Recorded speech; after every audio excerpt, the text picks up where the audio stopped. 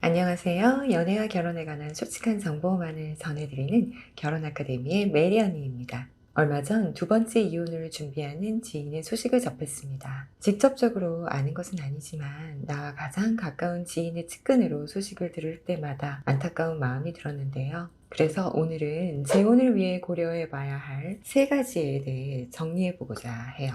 첫 번째, 당신은 재혼의 목적이 무엇인가요? 당신이 재혼하고 싶은 이유가 무엇일까요? 여기에는 여러 가지 답변들이 나옵니다. 아이가 더 크기 전에 아이에게 엄마 또는 아빠를 만들어주고 싶어요. 혼자 살기엔 너무 외로운 세상이에요. 여자 혼자 아이를 키우기에는 경제적으로 너무 버거워요. 좋은 남자를 만나서 경제력 안정을 이루고 싶어요. 남자 혼자 살기가 쉽지 않아요. 집에서 내조해줄 여자가 필요해요. 재혼을 통해 정서적인 안정감을 갖고 싶어요. 너무나 다양한 이유들이 있겠지만 위에 말씀드린 것들이 많은 사람들이 재혼의 이유로 꼽는 것들입니다. 그런데 적어도 재혼은 저런 이유로 해서는 안 된다고 생각합니다. 상대방과의 결혼에 있어서 어떤 목적을 갖고 자신의 부족함을 채우고자 재혼을 선택하게 된다면 그 목적이 채워지지 않을 경우 우리는 또다시 이혼을 생각하게 됩니다. 새로운 재혼 상대에게 새로운 부모의 역할을 기대해서도 안 되고, 나의 외로움을 해소하고자 재혼을 해서도 안 되고, 경제적으로 어려워서도 안 됩니다. 집에서 살림해주거나 내조할 사람을 찾는 목적으로 재혼을 해서도 안 될 것이며, 정서적 안정을 갖고자 재혼을 해서도 안 됩니다. 위에서 언급한 것들은 재혼을 한다고 당연히 주어지는 것들이 아니기 때문이에요. 그리고 정말 위험하게도 저런 발상을 갖고 재혼을 하게 된다면 저런 것들이 채워지지 않으면 재혼을 후회하게 되고, 후회하는 재혼은 상대방을 원망하게 만들게 되겠죠. 이혼에는 책임감이 따릅니다.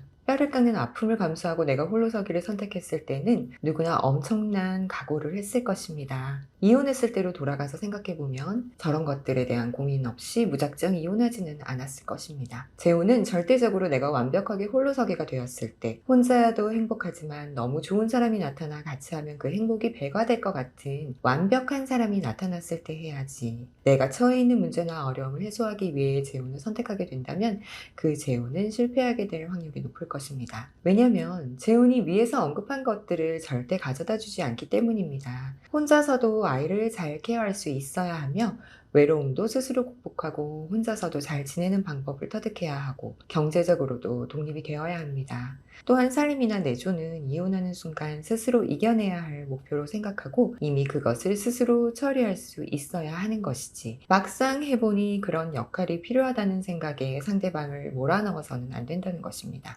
그리고 정서적 안정감은 혼자서도 안정이 되어야 재혼을 하는 것이지, 정서적 안정이 안 된 상태에서 재혼을 하는 것은 앞뒤가 맞지 않는 이야기이기도 합니다. 이런 것들이 다 완벽하게 되어도 재혼은 쉽지 않습니다. 명심해야 할 것은 혼자서도 불안한 생활을 하고 있는 사람이라면 절대 둘이서도 불안할 수밖에 없습니다. 상대방에게 어떤 목적을 갖고 나의 불안 요소를 제거하기 위해서 재혼을 생각한다면 그 재혼은 나의 신상에 두 번의 이혼이라는 이력을 선물할 것입니다. 두 번째는 전 배우자를 잊었는가라는 것입니다.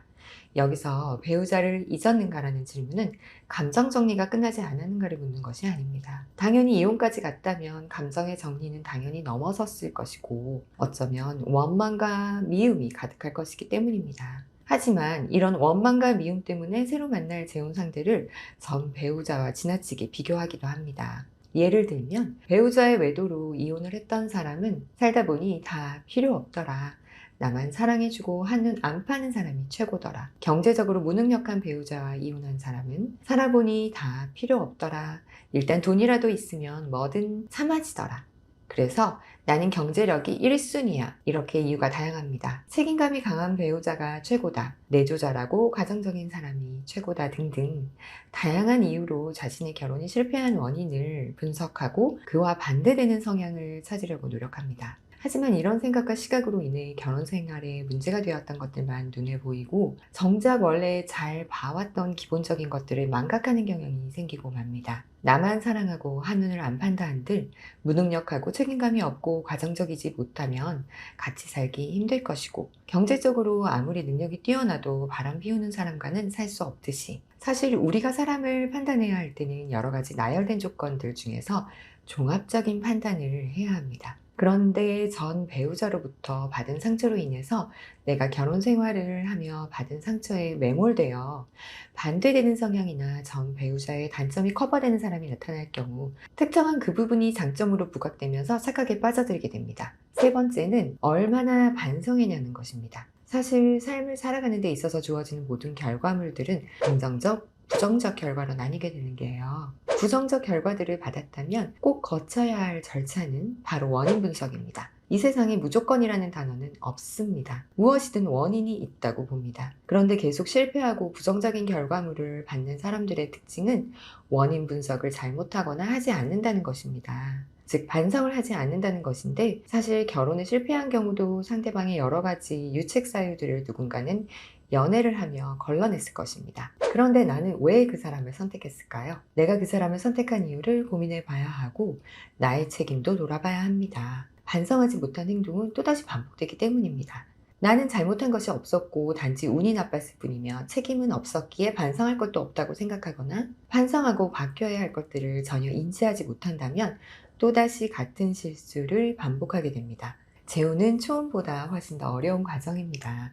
우리가 환상을 버리지 못한다면 재혼을 선택할 때 나에게 주어지는 행복한 모습과 긍정적인 요소들이 너무나도 크고 달콤하게 보이기도 합니다. 그래서 그 선택으로 인해 주어지는 무거운 책임감과 위험 요소들을 작게 치부하고 안 보려 하는 경향이 생길 수도 있습니다. 이런 위험 요소까지도 이겨내기 위해서는 자기 반성이 꼭 필요하다고 봅니다.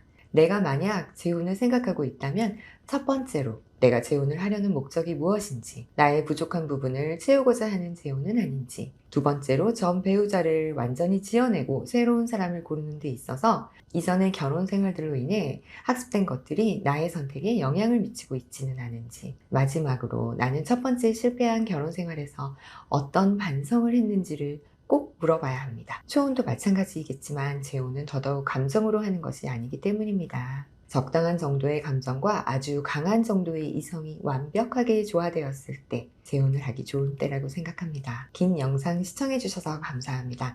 여러분의 성공을 기원하는 메리언이었습니다.